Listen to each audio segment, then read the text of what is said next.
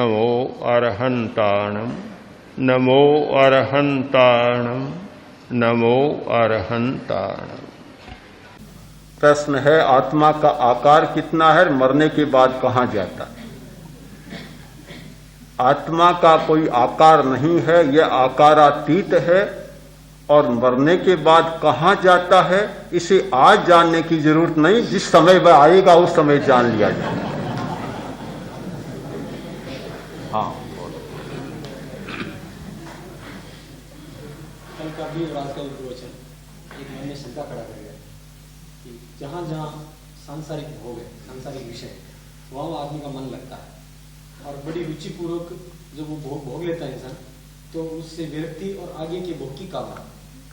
बिल्कुल वैसे ही अपने ध्यान मार्ग में भी जो एक स्पंदन हमको मिला, उस स्पंदन के प्रति एक हल्का सा उपेक्षा भाव होकर के हम आगे बढ़ते हैं।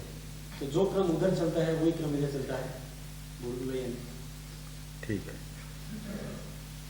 एक प्रश्न है कि जैसे आदमी एक भोग भोगता है और दूसरे भोग के लिए उसमें भावना जाग जाती है, अगले भोग के लिए, तो वैसे ही साधना में एक स्पंदन का अनुभव करता है और दूसरे स्पंदन के लिए कामना जाग जाती, तो क्या यह कोई भूल भुलैया है?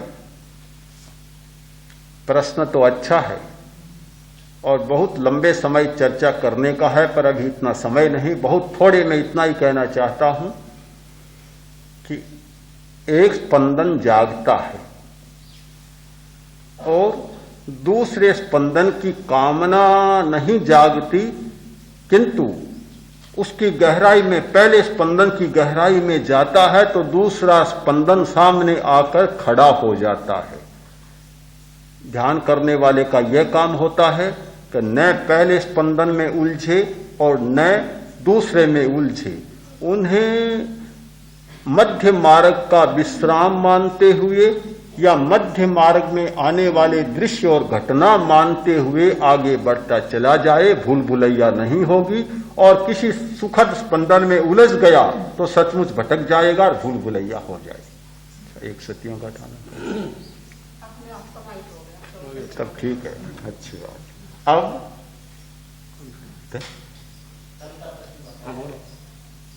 कल आपने फरमाया था कि ग्रंथियों के स्राव के कारण से हमारे विचार स्थिर नहीं रह पाते और ध्यानस्थ नहीं हो पाते।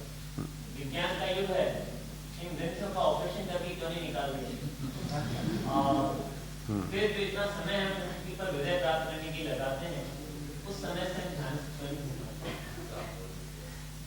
प्रश्न है कि कल कहा गया कि ग्रंथियों के स्राव से इतनी बातें पैदा होती है, तो विज्ञान का युग है, इन ग्रंथियों को क्यों न निकाल दे? विज्ञान का छात्र तो ऐसी मूर्खता की बात कर ही नहीं सकता, क्योंकि किसी भी ग्रंथि को निकाल दिया जाए तो आदमी निकम्मा बन जाएगा। अगर एड्रीनलिन निकल जाए तो कितनी हानि होगी। ग्रंथियों को निकालने का मतलब शरीर प्रभावित होता है, मस्तिष्क प्रभावित होता है। ग्रंथियों को निकाला नहीं जा सकता, ग्रंथियों के स्राव को बदला जा सकता है और बदलने की बात वैज्ञानिक भी सोच रहे हैं। ऐसे बहुत सारे उपाय कर रहे हैं जिनसे बदलने की बात कर रहे हैं, किंतु बदलने की बात, उनकी बातें आज भी खतरे से खाली नहीं और ध्यान के द्वारा बदलने की बात खतरे से खाली है। इसलिए ध्यान के द्वारा बदलने की बात सोचे, निकालने की बात न सोचे। अब आज प्रश्न नहीं है, एक छोटी सी शंका है कि कायोत्सर्ग में आपने फरमाया कि सारा शरीर को शिथिल करिए, तो इसकी जो दो तरीके हैं कि एक तो लेट करके, तो उसमें तो वाकई में शरीर शिथिल होता है, सहारा मिलता है उसको जमीन का और सब अंग शिथिल होता है, बशर्ते ही अपनी चेतना जागती रहे तो नींद की आशंका कब रहेगी, लेकिन नींद की आशंका नहीं। लेकिन ये भी समझाया गया कि खड़े होकर के भी आप कायोत्सर्ग कर सकते हैं। तो मेरी समझ में खड़े होने में कुछ न कुछ तनाव, कुछ न कुछ शक्ति तो लगती, तो शरीर शिथिल खड़े हुए कैसे रहे? हाँ। ये थोड़ा सा ठीक है। प्रश्न है कि लेटकर तो शरीर को शिथिल किया जा सकता है, कायोत्सर्ग अच्छा होता है, पर खड़े होकर कायोत्सर्ग कैसे किया जा सकता है? अलग अलग कक्षाएं होती है। बच्चों के लिए लेटकर कायोत्सर्ग करना जरूरी है पहले। मध्य वय के लोग हो गए, उनके लिए बैठे बैठे कायोत्सर्ग, और पूरे परिपक्व हो गए उनके लिए खड़े खड़े कायोत्सर्ग। ये भूमिका का भेद है। सबसे उत्तम कायोत्सर्ग होता है खड़े खड़े, और यह मध्यम होता है, वह और नीचे दर्जे का होता है। तो वास्तव में कायोत्सर्ग का नियम है खड़े खड़े करना। अभ्यास पकने के बाद यह बात नहीं, जब तक अभ्यास नहीं तब तक ठीक है आपकी बात, किंतु जैसे अभ्यास बढ़ जाएगा फिर तो खड़े खड़े नहीं, चलते चलते कायोत्सर्ग हो सकता है।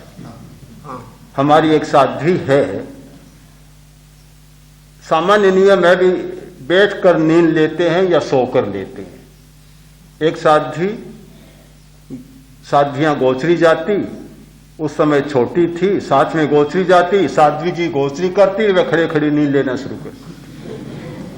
होता है ऐसा नहीं कस्तूरा जी?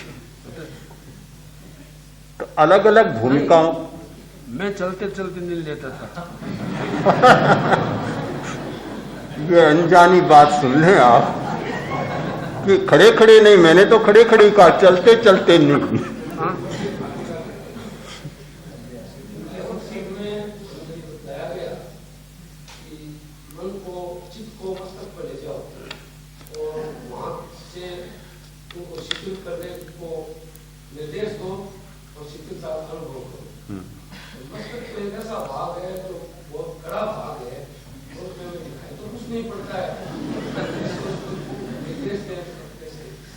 ठीक है। प्रश्न है, कायोत्सर्ग में कहा गया कि चित्त को मस्तिष्क पर ले जाओ, शिथिलता का सुझाव दो और उसका अनुभव करो, पर वह तो इतना कड़ा भाग है, किसको सुझाव दे, किसको? बात ठीक है, क्योंकि मस्तिष्क तो बड़ा कोमल है, पर एक दो हड्डियों के ढांचे में, इतने कड़े ढांचे में मढ़ा हुआ है कि जिससे पूरी सुरक्षा हो सके। इन हड्डियों को सुझाव नहीं देना है, सुझाव मस्तिष्क के ज्ञान तंतुओं को देना है। वे बहुत कोमल हैं, बड़े ग्रहणशील हैं। आप जिस प्रकार की भावना करेंगे, जिस प्रकार का चिंतन करेंगे, सोचेंगे, वे ज्ञान तंतु अपने आप पकड़ लेंगे। आप हड्डियों में न उलझे, ऊपर के कवर में न उलझे, पुस्तक का भीतर का पृष्ठ पढ़ना शुरू कर दें, समस्या हल हो।